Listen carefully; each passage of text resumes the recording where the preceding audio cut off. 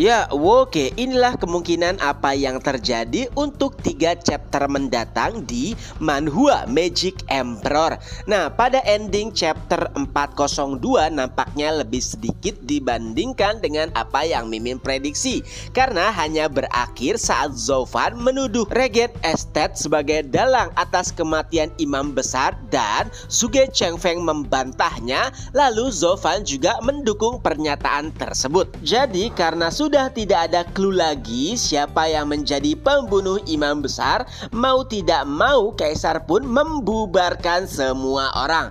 Di dalam perjalanan, Leng Wuchang mulai menghampiri Zovan dan berterima kasih atas tindakannya.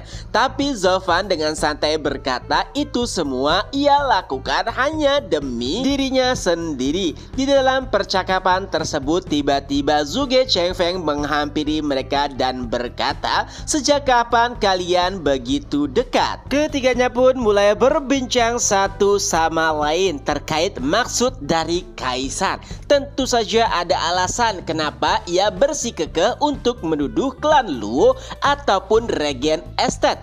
Jika klan Luo yang dinyatakan bersalah, maka Kaisar akan memerintahkan untuk memusnahkan klan Luo. Begitu juga dengan Regen Estate, dan jika itu terjadi akan merugikan semua orang kecuali Kaisar. Oleh sebab itulah baik itu Zovan dan juga Suge Chengfeng saling mendukung satu sama lain walaupun mereka juga bukan teman. Akan tetapi dengan itu pula mereka sangat yakin siapa dalang atas pembunuhan tersebut, karena memang saat ini Tianyu masih dikuasai oleh Kekaisaran Yuan. Jadi sudah jelaskan siapa pembunuhnya. Shadow King, pilar keempat kekaisaran. Berbeda dengan 3 pilar lainnya, ia selalu tertutup dan tidak pernah meninggalkan jejak. Di dalam perbincangan tersebut, tiba-tiba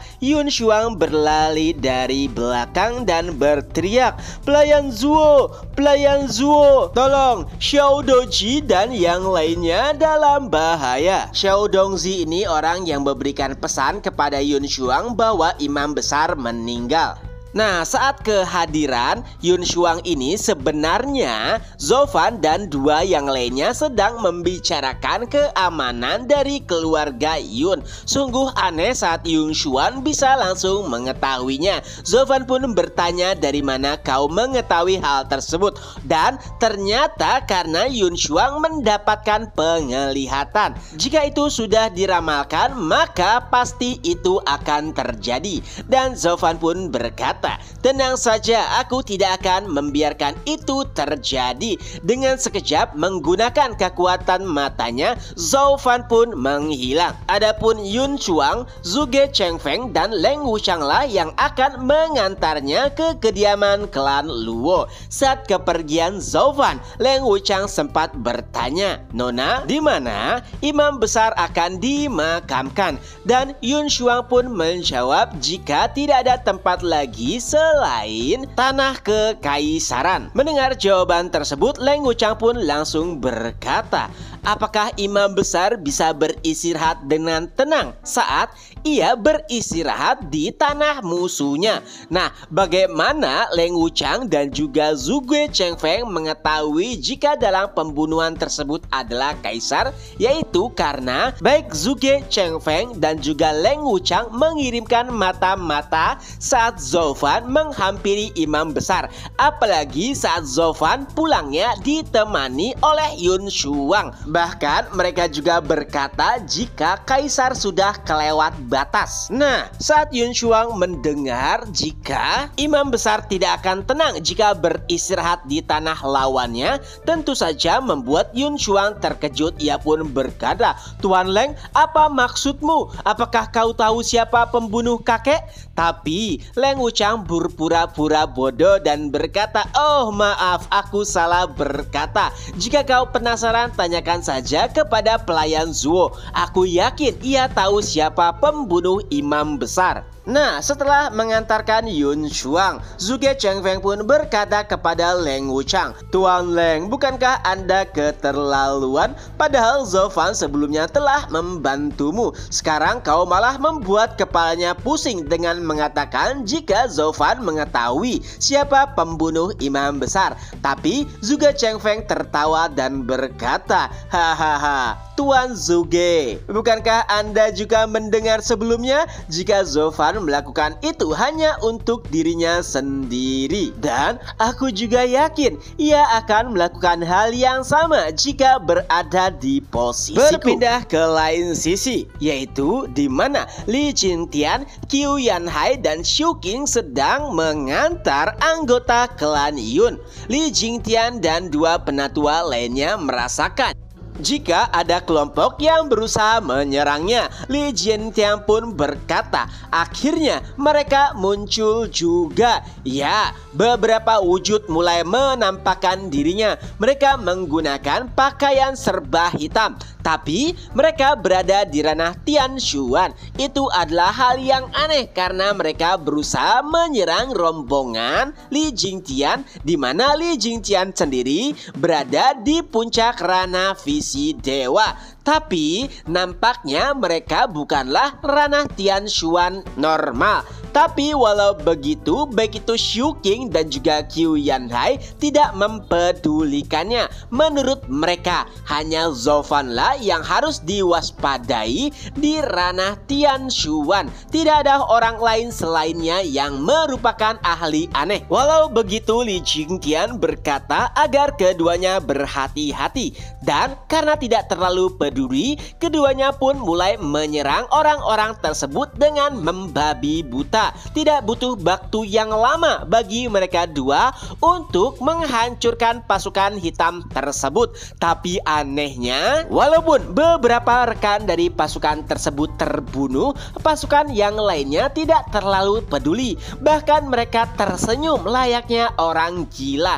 Hal tersebut disaksikan oleh Li Jingtian. Ia pun kembali bergumam, nampaknya memang benar, mereka bukanlah ahli ranah Tianshuan normal. Benar saja, potongan-potongan tubuh dari pasukan yang dihancurkan oleh Qiu Yanhai dan juga Xu Qing berubah menjadi asap. Kedua pasangan bahkan mulai kewalahan saat melawan para pasukan hitam tersebut. Mereka berdua bertanya-tanya bagaimana mungkin mereka nampak tenang dan tersenyum lebar saat melawan ahli radian ataupun visi dewa tingkat 8. Keduanya mulai berkeringat dan bahkan berkata, "Pak Tuali, apa yang kau lakukan? Cepat bantu kami." Tapi Li Jingtian nampaknya sudah menemukan clue. Teknik yang mereka gunakan nampaknya seperti teknik gabungan yang dimiliki oleh 4 kurcaci, hanya saja lebih sederhana. Oleh sebab itulah Li Jingtian berkata, mereka tidak memiliki tubuh, gunakan serangan jiwa. Dan saat ketiganya menggunakan serangan jiwa, benar saja para pasukan bayangan tersebut mundur. Tapi itu belum menyelesaikan masalah. Setelah terpukul mundur, pasukan hitam tersebut kembali maju sambil tersenyum lebar. Dan tidak sampai di situ, mereka mulai menggabungkan kekuatannya satu sama lain hingga jiwa mereka setara dengan ahli ranah visi dewa. Li Jingtian bahkan terkejut, apa? Teknik gabungan? Ya, walaupun kelemahan mereka sudah terungkap, tapi karena mereka mulai menguatkan jiwa mereka satu sama lain, dengan begitu sulit bagi ketiganya untuk melakukan serangan jiwa. Xu Qing dan Qiu Yanhai bahkan nampak panik. Mereka berdua mulai berkata, bagaimana ini? Apakah kita harus melakukan teknik gabungan hidup hidup dan mati untuk melawan mereka. Tapi sebelum keduanya bertindak, tiba-tiba Li Jingtian pun lompat dan berdiri di hadapan mereka. Keduanya bingung dan bertanya, "Pak Tua Li, apa yang sedang kau lakukan?" Dan Li Jingtian pun menjawab, "Tentu saja aku akan menghajar mereka. Apakah mereka semua menganggap penatua klan Luo lemah?" Li Jingtian pun langsung menggunakan gerakan ketiga dari Dragon Ride. Dan bayangan naga mulai menghampiri rombongan prajurit hitam tersebut dan bam! Para pasukan hitam yang sebelumnya telah bersatu kini tercerai-berai. Ya, itu adalah serangan yang kuat. Bahkan mereka mulai ketakutan saat Li Jingtian memasuki arena pertempuran. Seseorang pun berkata, itu adalah serangan jiwa yang kuat. Mereka tidak menyangka jika Li Jingtian lebih sulit dihadapi daripada Qiu Yanhai dan Xiu Qing. Kedua pasangan tersebut pun mulai menatap Li Jingtian dan berkata, "Pak Tua Li, bagaimana bisa kau memiliki serangan jiwa yang kuat? Kami bahkan belum pernah melihatnya." Dan Li Jingtian pun menjawab, "Apakah kalian lupa saat awal memasuki klan Luo, pelayan Zufan memberikan kami masing-masing satu teknik sesuai kemampuan. Aku juga sangat iri dengan teknik gabungan yang kalian miliki. Tapi tentu saja itu tidak cocok denganku. Begitu juga dengan teknik Dragon Ride yang aku miliki. Nampaknya itu juga tidak cocok untuk kalian berdua." Mendengar penjelasan tersebut, keduanya sedikit iri. Tapi mereka juga sadar dengan perkataan Li Jingtian. Dan mereka berdua pun memutuskan untuk berpindah tempat. Keduanya bertugas untuk melindungi keluarga Yun. Adapun Li Jingtian saat ini akan berurusan dengan pasukan hitam. Nah, di sisi lainnya, pasukan hitam nampak ketakutan saat mengetahui Li Jingtian lah yang akan menjadi lawan mereka. Tapi tiba-tiba terdengar suara dari kejauhan.